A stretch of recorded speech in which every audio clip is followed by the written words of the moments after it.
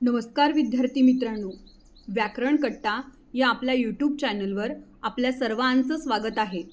आज आपण पाहणार आहोत मराठी इयत्ता 10वी 9वी कविता आश्वासक चित्र। पहा बाळांनो, बऱ्याच वेळेला मुलांना प्रश्न पडतो की मध्यवर्ती कल्पना, कवितेचा भावार्थ, रसग्रहण कसं करायचं, आकलन कसं करायचं, तर त्याच्याविषयी केलेलं विश्लेषण पुढील प्रमाणे।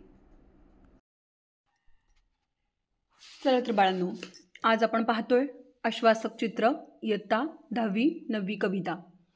प्रस्तुत कविता कवित्री आहे नीरजा। या कवितेमध्ये स्त्री पुरुष समानतेचे एक आश्वासक चित्र कवित्रीने रेखाटलेले आहे। हे चित्र प्रत्यक्ष साकार होईल असा विश्वास व्यक्त करत आहे। कवितेतून व्यक्त झालेला विचार हा सर्वकालिक आणि सर्वबाधित भविष्यकालीन आधारित आहे। स्त्री पुरुष समानतेचे मूल्य रुजवणारी ही चिंतनशील कविता आहे। तर या प्रस्तुत कवितेमध्ये कवयित्री नीरजा यांनी स्त्री आणि पुरुष समानतेचे मूल्य सर्व विद्यार्थ्यांमध्ये संक्रमित व्हावे आणि रुजावे या उद्देशाने या पाठ्यपुस्तकामध्ये या कवितेचा समावेश केलेला आहे। पहा कविता। तापलेल्या उन्हाच्या आडोशाला बसून खेळत आहे एक मुलगी केव्हाची, मी पाहत राहते तिला माझ्या घराच्या झरोक्यातून। ती मांडीवर घेते बाहुलीला एका हातानं आणि थोपटते तिला, चढवते आधण भाताचं भातुकलीच्या इवल्याशा गॅसवर। बाजूलाच खेळतो आहे मुलगा हातात चेंडू घेऊन, खूप उंच उडवून चेंडू नेमका झेलतो तो हातात।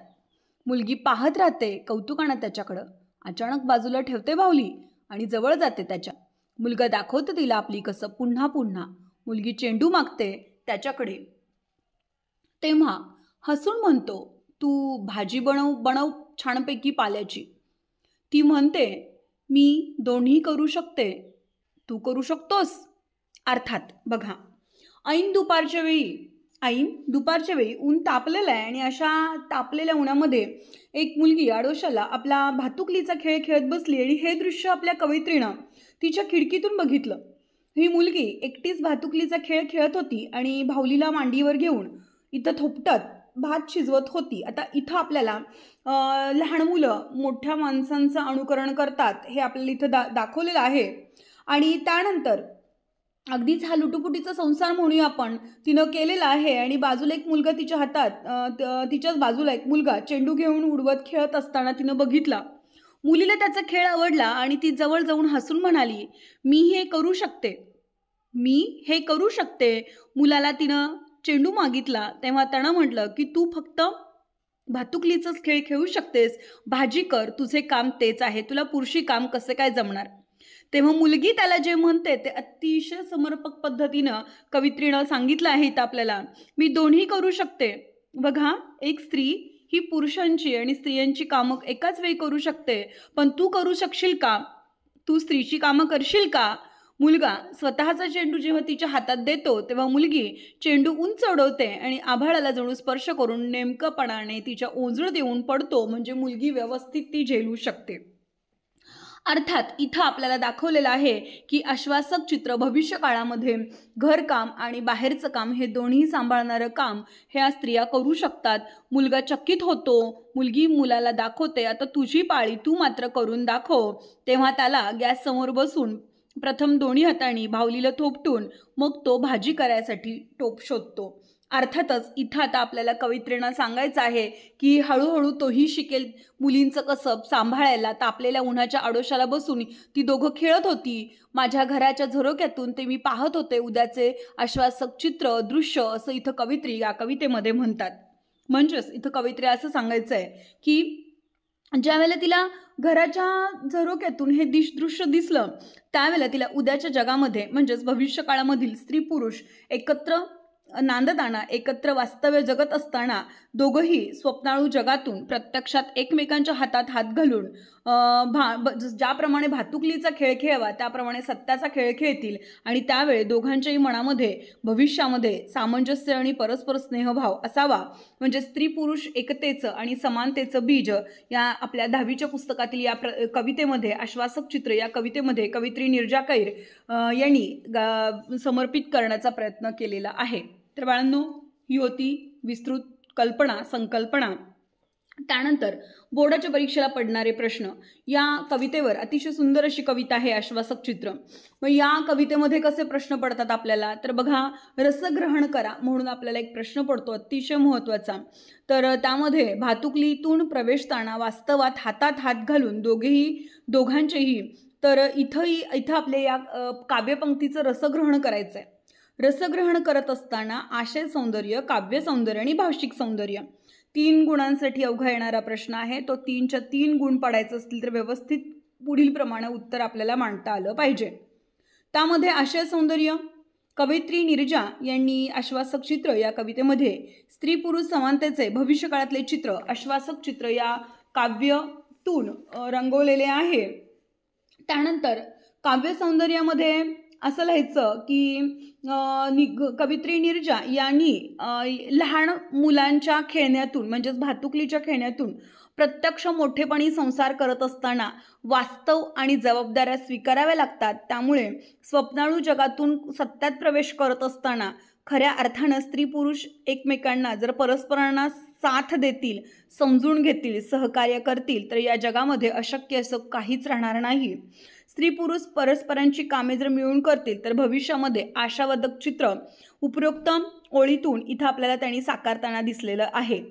भाषिक वैशिष्ट्यांमुळे तर या कवयित्रीची भाषा अतिशय ओघवती आहे, विचारगर्भ तर दिसतेच, चिंतनशील दिसतीये आणि अर्थात स्त्री पुरुष समानतेचा अत्यंत जिव्हाळ्याचा विषय या कवितेतनं व्यक्त झाला आहे आणि भविष्यकाळातील दोघांच्याही सामंजस्याचे लोभस परंतु प्रगल्भ चित्र या प्रस्तुत कवितेतून आपल्याला पाहावयास मिळते.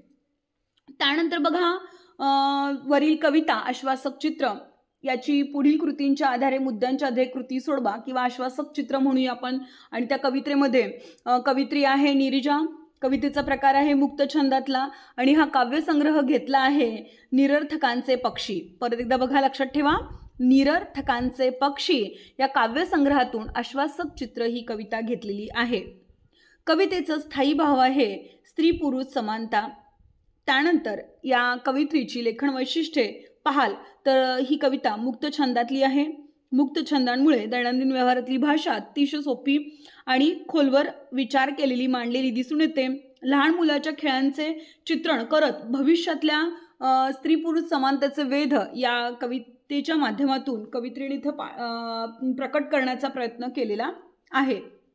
पहा, तर सध्याच्या काळाकडे लक्ष टाकले तर बघायला गेलं तर आजच्या युगामध्ये स्त्रियांना समाजामध्ये दुय्यम स्थान आहे, पण आता ते हळूहळू 21व्या शतकाच्या जवळपास आता हळूहळू कमी होताना दिसत आहे आणि याही पुढं जाऊन स्त्री पुरुष समानता प्रस्थापित होईलच असा आशावाद त्यानं या कवितेच्या माध्यमातून काय केलेला आहे तर प्रकट केलेला दिसून येतो.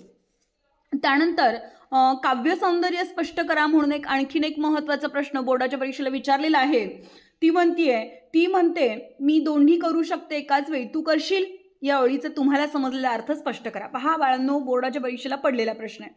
मग कुठलाही यातला ओळींचा प्रश्न विचारला तरी सुद्धा आपलं उत्तर नेहमी लक्षात ठेवायचं की लिहित असताना वरील कविता कुठून घेतली, कोणाची आहे वगैरे हे सगळं मांडणं, नमूद करणं अत्यंत गरजेचं असतं. तर आश्वासक चित्र या कवितेतून कवयित्री नीरजा यांनी भविष्यातील स्त्री सामर्थ्याचे आणि दृढ विश्वासाचे सामर्थ्य व्यक्त करत असताना आश्वासक चित्र ही कविता लिहिलेली आहे. भातुकलीचा खेळ खेळणारी मुलगी ज्या वेळेला मी ही चेंडूही उडवू शकते आणि मी भातुकलीचा खेळही खेळू शकते, म्हणजे मी भाजीही करू शकते आणि म्हणजे स्वयंपाकही करू शकते आणि बाहेरचं मुलांच्या कौशल्यांची कामंही करू शकते एकाच वेळी, पण तू करू शकशील का असं जेव्हा त्याला विचारतात तेव्हा इथं त्यांना सांगायचं आहे की मुलींमधील सामर्थ्य ही मुलांमधील सामर्थ्यापेक्षा जास्त आहे आणि मुलींनी त्यांची झेप दाखवलेली आहे. आता प्रत्यक्षात मुलांच्या झेप घ्यायच्या उरलेल्या आहेत, म्हणजे मुलींचं जे क्षेत्र आहे ते मुलांनी अजूनपर्यंत पारंगत केलेलं नाही. आता ते पुढील आयुष्यामध्ये भविष्यामध्ये चित्रित करण्याचा म्हणजेच त्या भविष्यावर मार्मिकपणाने विषय विशद करण्याचा या प्रश्नातून आपल्याला विचार मांडलेला दिसून येतो. तर बाळांनो, अशा पद्धतीनं आपल्याला या कवितेच्या आधारे कोणत्याही प्रश्न विचारला असता, कोणत्याही कवितेचं काव्यपंक्तीचं विचारलं तर आपल्याला योग्य पद्धतीनं म्हणजेच विश्लेषणात्मक पद्धतीनं आपल्याला मांडता आलं पाहिजे. विषय फक्त आहे स्त्री पुरुष समानतेचे मूल्य आणि त्यामधून मुलांमध्ये विद्यार्थ्यांमध्ये ते रुजावे हा एकच उद्देश ठेवून आश्वासक चित्र ही कविता रेखाटण्याचा प्रयत्न केलेला आहे. धन्यवाद.